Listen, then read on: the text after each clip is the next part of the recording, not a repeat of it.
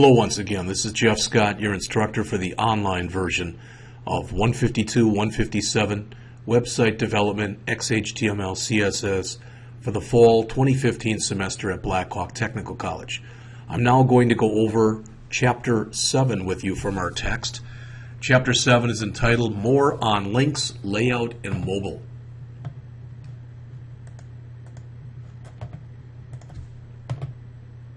And you can see our objectives here.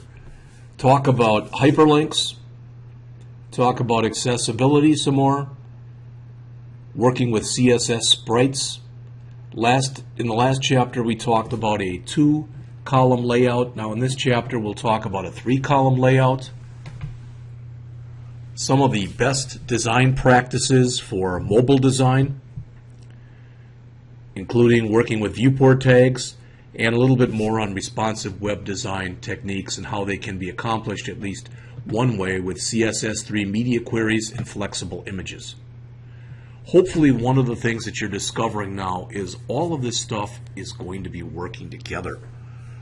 Alright, so you've had some experience with HTML, you've had some experience with CSS. It's not until the last chapter of the book, but in that chapter you'll get some experience with JavaScript and one of the JavaScript libraries, jQuery.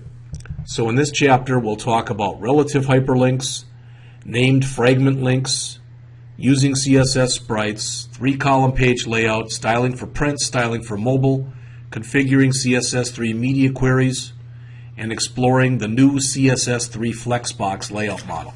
Now, I'll tell you this, and it may not mean anything to you, but hopefully at least you're a little bit, I don't even know what to say, excited about the fact that what we're talking about here, and I guess they don't mention it on here, but they'll talk about CSS Flexbox. That's never been taught at Blackhawk before, to my knowledge. All right, that is something that's new, that's designed to be easier to use than the float left and the float right, and we'll talk about that a little bit later. All right. So let's talk a little bit more on relative linking. All right, so let's suppose, and I'm going to draw something out here. Okay, so it's good. This is going to look, what I'm about to do for you is going to look very crude, and that's fine. So let's suppose that I've got a home page. In fact, let's move that over. Now let's say that we've got a home page, a contact page, an about page, some kind of a product page. All right, and right now under our home page we don't have anything. There's nothing there. All right, so it's empty. It's just a home page. It's just everything on our home page. On the about page, let's assume that down there on the about page we've got what? We've got, we're going to assume that we have some stuff on the history of the company and maybe the officers who work at the company. All right? On the contact page, we simply have a simple contact form. That's all we have. All right? Then on our product page, we've got a whole boatload of stuff. So let's assume that we have 8 products. All right, so I'm just going to put here P1, P2, P3, P4, P5, P6, P7, and P8. So those are all product pages that we have underneath there. So if you go to the home page, all that you're going to get under the home page is index.html. If you go to the about, you can get either history.html or you can get under the about page officers.html. If you go to the contact page, you'll simply get contact.html. And finally, if you go to the product page, you can get we'll just call it p1.html. I wouldn't give them those names. Those are just kind of bad names.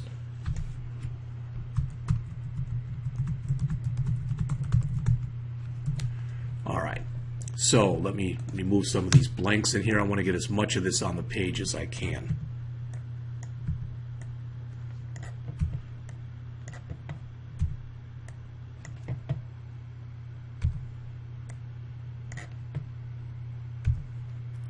I think that's everything. All right. So if I bring up the website, so let's just say this is Acme Products.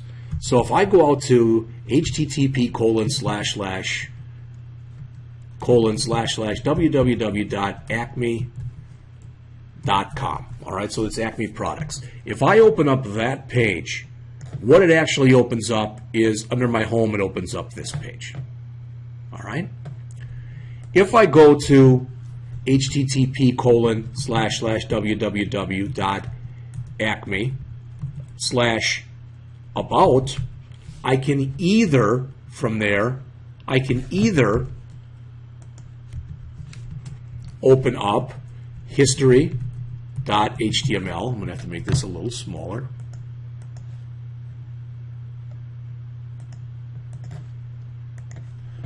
Or I can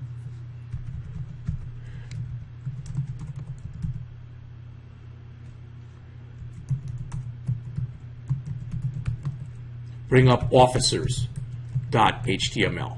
Okay? When I go to contact, I'll simply bring up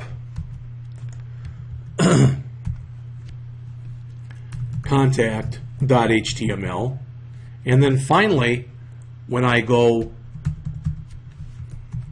to products, all right, so when I go there, I can bring up any of these.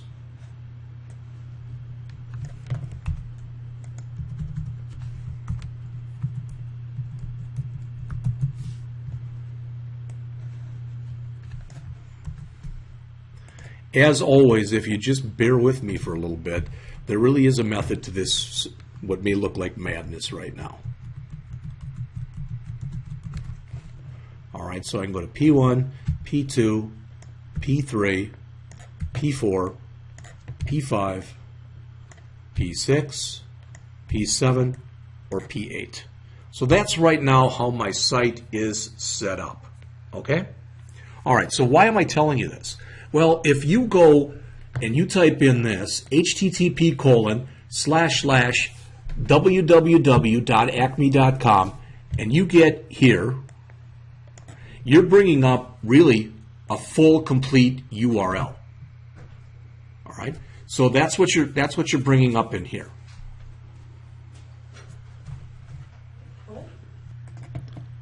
All right, then, to continue on, as we're looking at this, what I just mentioned to you was, if we start taking a look at these addresses that you see in here, if I'm at products and I want to get to contact, well, what do I have to do? I have to go up one level, right? So if I'm at products right here and I want to get to contact, or I should say I have to go over one level. What if I'm at P6 and I want to get to contact? The way that you work with this stuff in here is you use what's called a dot type of thing. So, dot equals your current directory. Dot means, whoops, go up one directory. So again, if I want to go from P8 over to about, all right, then I can go, I can say, let's say I want to go there from a hyperlink, href equals, and then I'd have to say dot slash, in fact, let's say I want to go to the officers. So I want to go from P8 over to officers. So I've got to go dot, which will bring me up to here. Then I've got to go to about, slash, and then to officers.html. And hopefully that makes sense a little bit. And what I'm trying to show you is, if this is a very simple, we only have 2 levels deep, but quite often on a website you may have all sorts of levels. So when you're talking about relative linking, you're talking about linking from where you currently are and being able to move around the site. And there's a hands-on practice on this on 297. Okay? All right. There's also a fragment identifier. What that means is, if I've got a web page, let's just put this in, okay?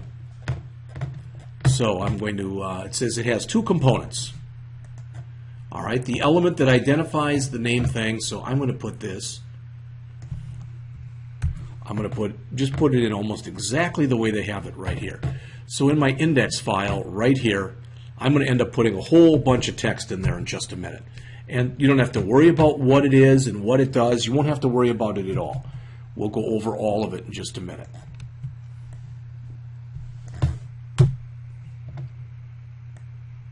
So we're going to put text in here in just a minute.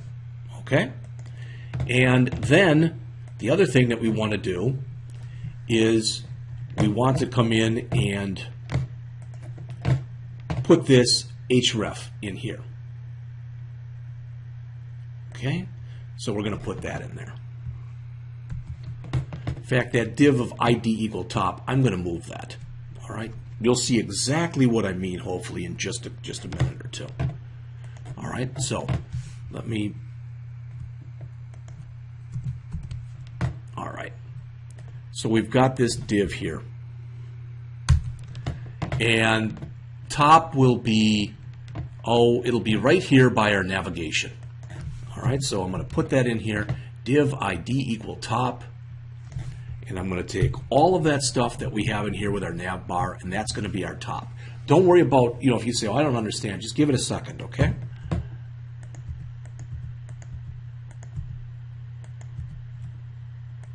All right.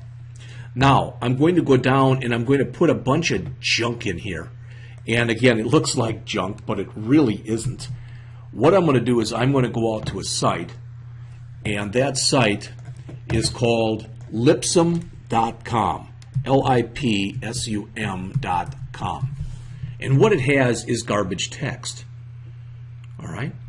And what I'm going to do is I'm going to ask for 10 paragraphs of garbage text, and there it all is. All right?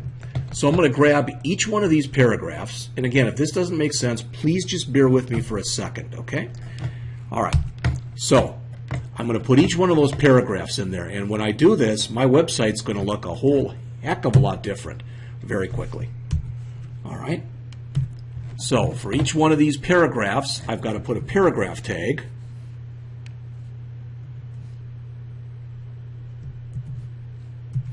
And at the end of it, I've got to put an ending paragraph tag. All right, so I have to do that basically for each one that I have in here. So let me put all those in, then I'm going to run it again. You're going to see how different this web page is going to look.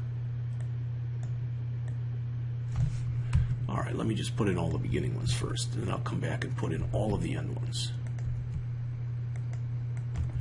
There's 5, 6, 7, 8, 9, 10. All right, so those are my 10 paragraphs. Now I've got to put in my 10 ending paragraph tags. 1, 2, 3, 4,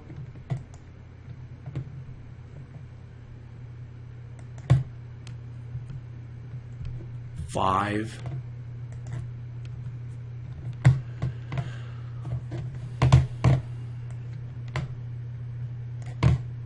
6, 7, 8, 9, and finally number 10. All right, now let me save this. Now let me go and run this in the browser. And you'll notice it'll look so much different because now there's a whole bunch of text in here. right? Now, what happens if I click this link that says back to top? I jump back up to the top of the screen. All right, so I can take that link that says back to top. It's down here. In fact, I'm going to make this even bigger.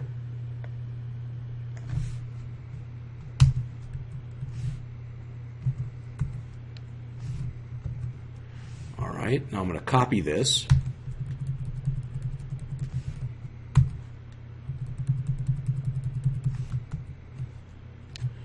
And oh, I don't think I copied what I wanted to, so that's okay. Copy.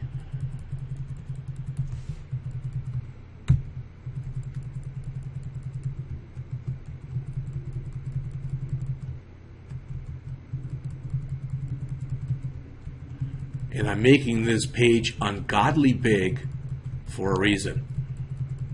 I'm putting all these things going up to the top, all right?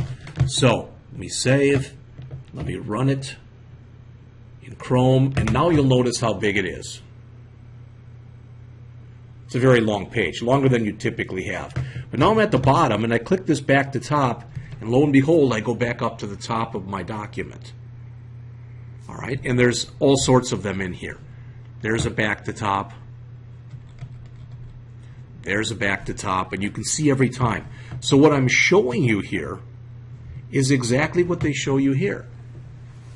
If you want to be able to link to part of your web page. Now, can you do this and link to other sites? The answer is typically not, unless it's your own site, because you'd have to be able to come in there and add code into somebody else's site. So I'm not saying that it's impossible, but I'm saying that normally that's not the way it's done. So that's your fragment identifier. Okay? All right.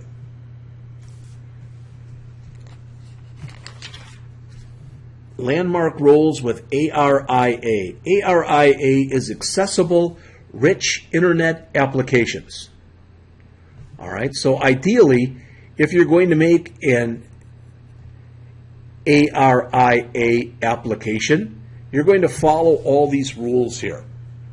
So you're going to have some kind of a banner, you're going to have some kind of a navigation area, some kind of a main area, a complementary area, some content info, possibly a form, and some search area. Why is that important? Well, this is all stuff that you'd have that's basically very much made easier with HTML5. All right. What if I want to do this? What does this do? Okay, I'm going to bring this up right here.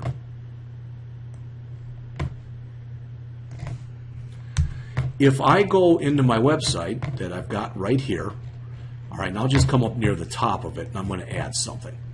I'm going to come right up, right near the top, and I'm going to say,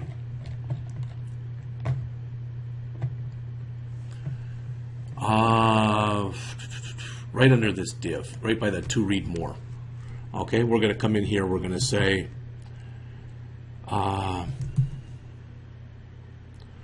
would you like to Google? And I'm going to say here ahref equals http://www.google.com. Google.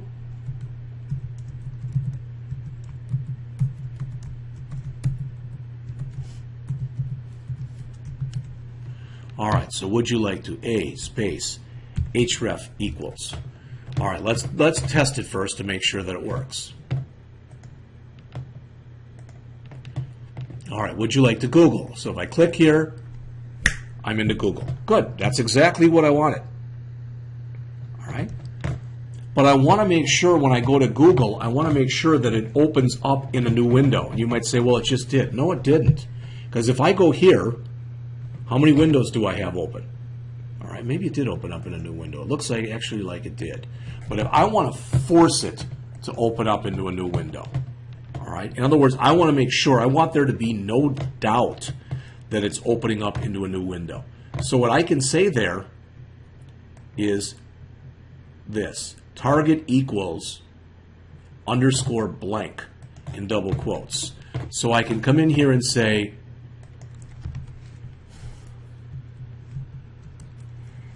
target equals underscore blank.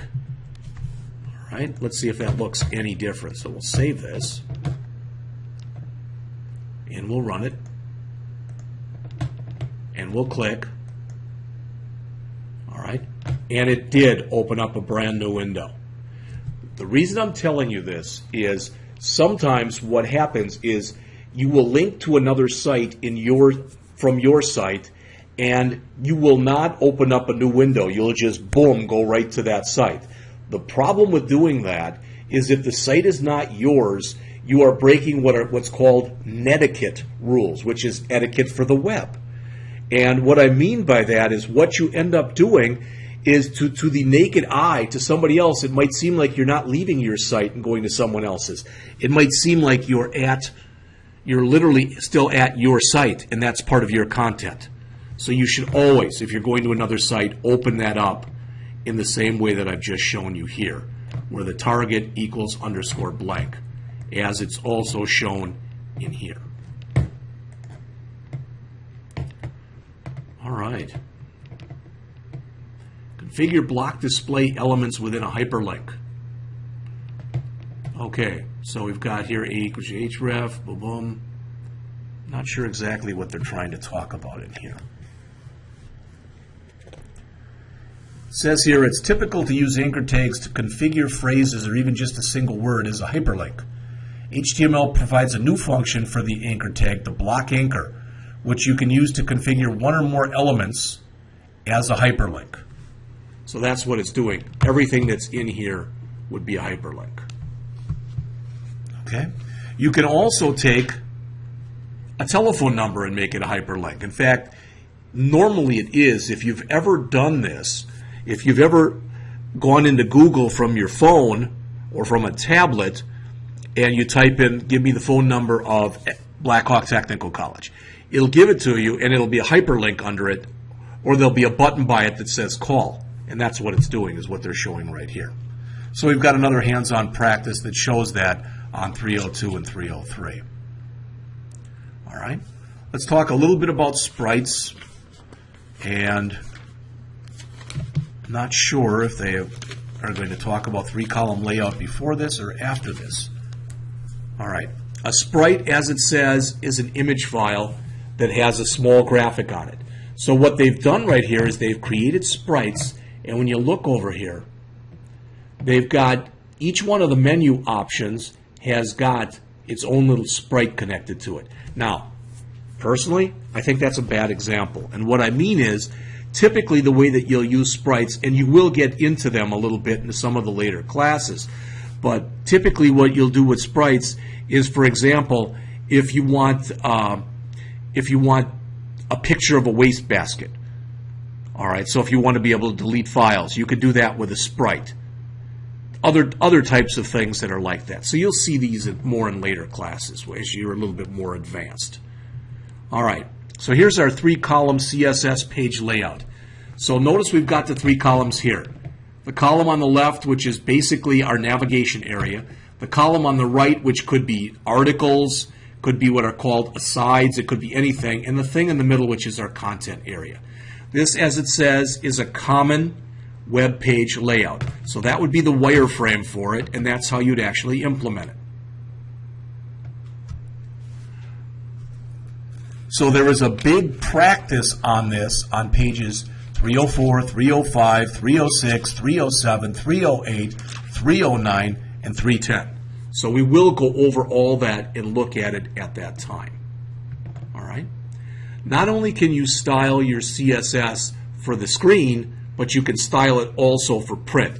This is unbelievably important. All right? Let me try to explain why. I'm going to go out to a site that they talked about in one of the first chapters here, and I'm going to go out to CSSZengarden.com.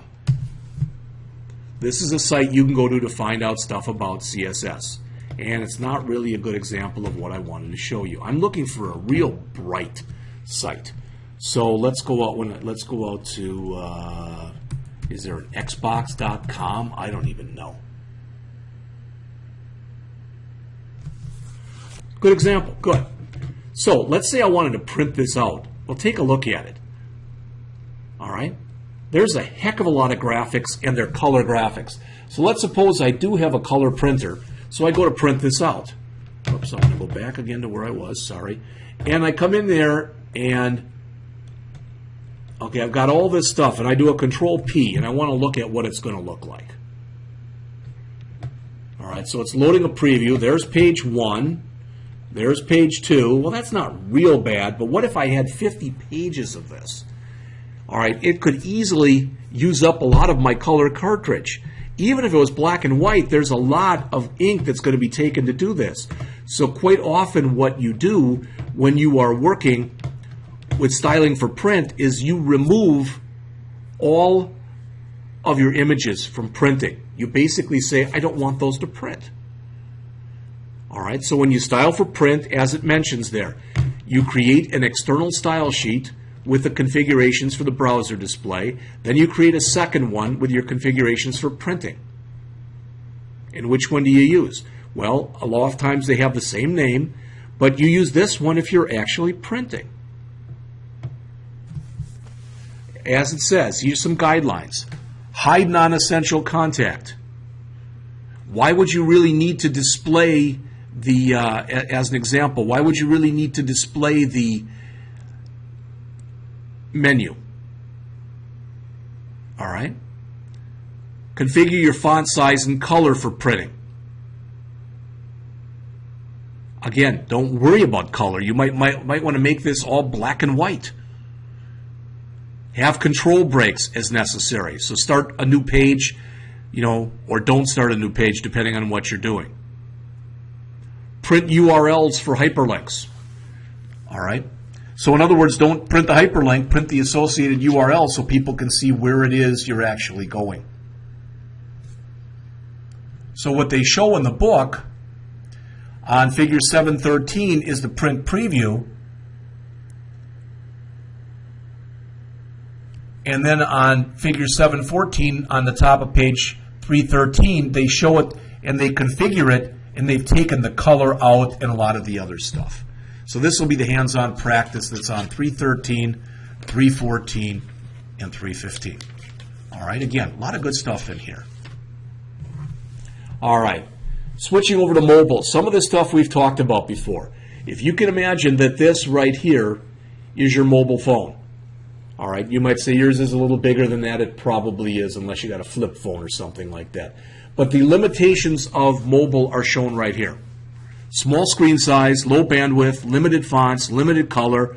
Controls are tough. If you've ever tried to type, all right, on a website, if you got fat fingers, it's kind of hard. Doesn't support Flash, especially iPhones, because Apple does not support Flash at all. Limited processor, limited memory, cost per kilobyte. Now, what it relates in here, but there's not even mentioned, is how about low battery life? So if you notice, there are a whole bunch of recommendations by the W3C that you can use for optimizing. So let's go click on both of these.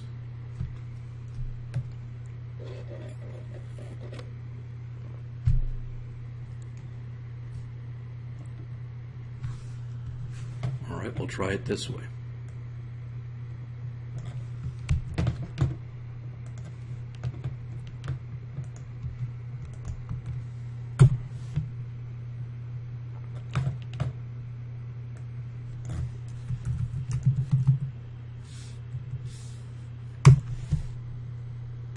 There's your mobile best practices. These documents, like I said, they're dry reading and they're not very short. So you can go to that one, as is shown there.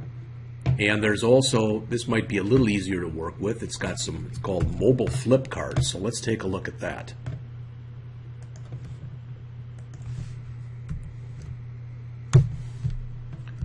All right, so mobile best practices. Let's take a quick look at what's in here. Designed for OneWeb. All right. In other words, yes, you'll have to make some changes depending on screen size and resolution, etc., but basically make one design. Rely on accepted web standards. Stay away from known hazards. Don't have a lot of tables. Don't have a lot of pop-ups, etc. Be cautious of device limitations. Remember, you're very much more limited when you're using a mobile device as opposed to using a desktop, for example. Optimize your navigation. Make it as simple as possible. Check your graphics and your colors. Okay? Keep it small. That's probably the key right there. Use a network sparingly. Help and guide user input. Make it unbelievably simplistic. Think about the fact that users will be on the go. There's some great stuff in here.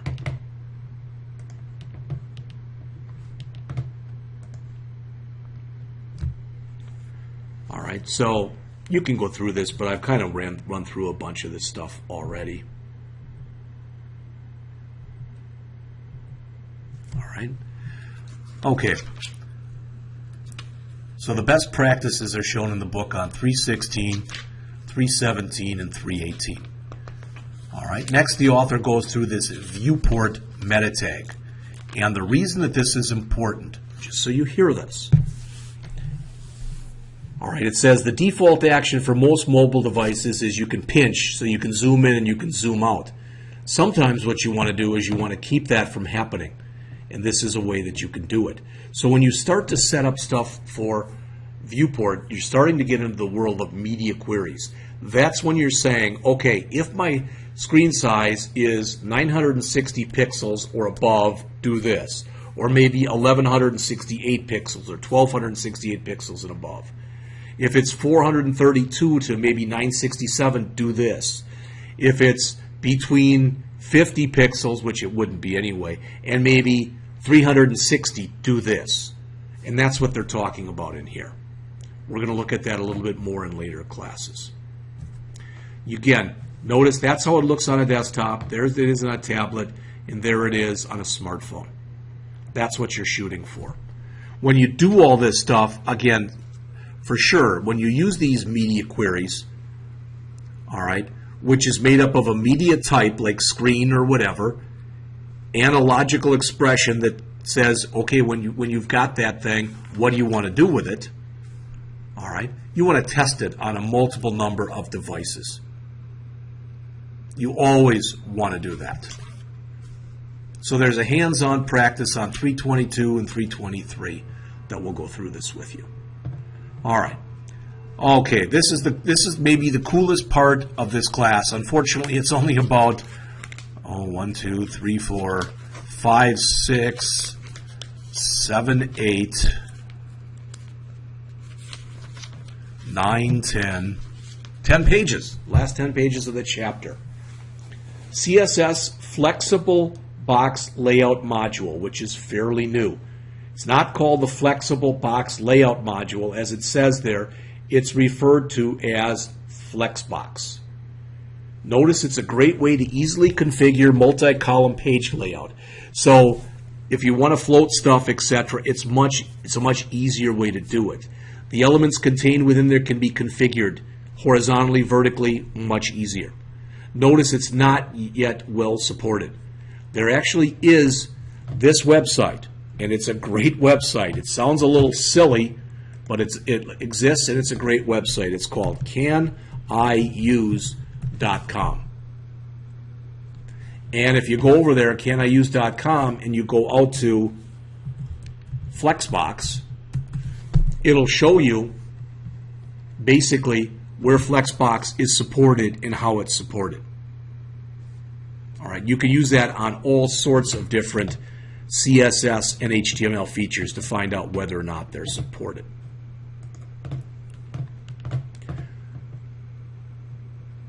So some of the common properties that you use with this are shown right here. Display, flex, flex direction, order, flex wrap, and justify content. I am not at all an expert on this. I don't proclaim to be an expert on anything. But the thing is, when you use Flexbox, you're not doing nearly the float left, float right. You're basically laying it out on a page in a much more natural way. All right. More CSS debugger hits. You saw this in the previous chapter. Same stuff we saw in the last chapter. So this was kind of a hodgepodge-ish type of chapter, for lack of better words, and that isn't very well put. All right. But we talked about hyperlinks, page layout, designing for the mobile web. In the next chapter, Chapter 8, we're going to go over tables, which are still important, but not nearly as important as they used to be in the world of website development. So I'll come back with Chapter 8 in just a couple minutes.